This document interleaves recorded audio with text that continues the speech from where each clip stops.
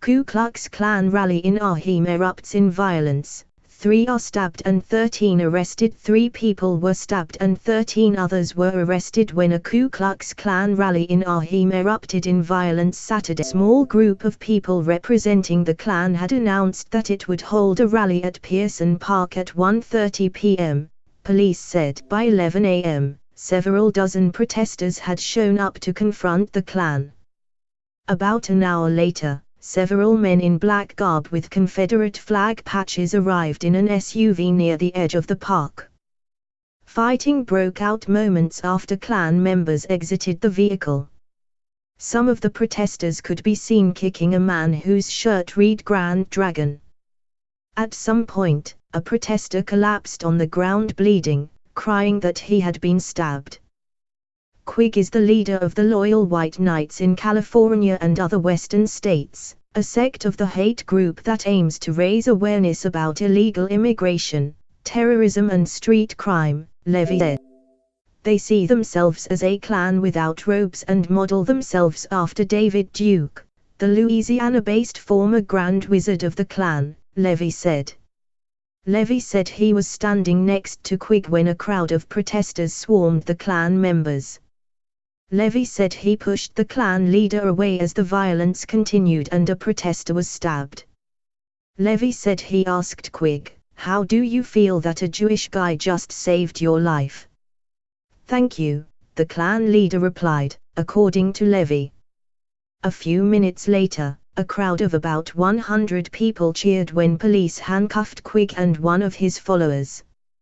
Many people at the park demanded to know why Anaheim police did not have a larger presence before the violence broke out. Levin was also critical of the lack of a police presence. "There were no police officers here when this started happening," he said. "It was the longest few minutes between when the SUV was attacked and when the police responded in droves," Levin said.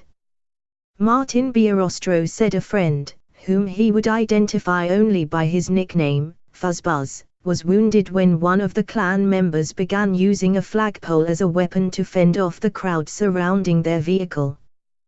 "They started pulling out weapons," Bierostro said of the Klansmen.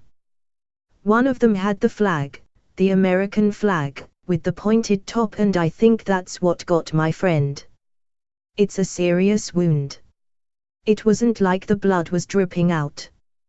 It gushed out of him." 6 Klan members, 5 men and 1 woman, and 7 protesters, 6 men and 1 woman, were arrested, Wyatt said. The Klan members were arrested in connection with the stabbings, he said. The protesters were arrested on charges related to physical assaults on Klan members. The stab victims were in stable condition, Wyatt said. All could face charges of assault with a deadly weapon, though Wyatt said some people could have a self-defense claim. He did not say if he was referring to the Klan members or the protesters. The Klan has a long and troubling history with the city. Klansmen were once the dominant political force in Anaheim, holding 4 of 5 city council seats before a recall effort led to their ouster in 1924. At the height of the group's power in Orange County, nearly 300 Klansmen lived in Anaheim, patrolling city streets in robes and masks. A large KKK rally once attracted 20,000 people to the city.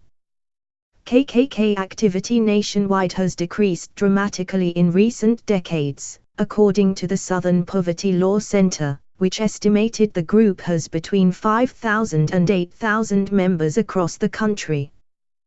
The group's activities have been sporadic in Southern California in recent years. Last summer, at least 100 residents of Whittier and Fullerton awoke to find packets containing KKK flyers, rife with racist rhetoric, and candy in their driveways. A Santa Ana neighborhood was also blanketed with KKK flyers on Martin Luther King Jr. Day last year, police said. An 8-foot cross was burned outside the home of a black man in Anaheim Hills in 2003, and the FBI investigated the case as a hate crime, but police did not specifically link that case to the KKK. Anaheim, home to DeSalle and Orange County's largest city, is now more than 52% Latino and about 28% white, according to the 2010 the United States Census.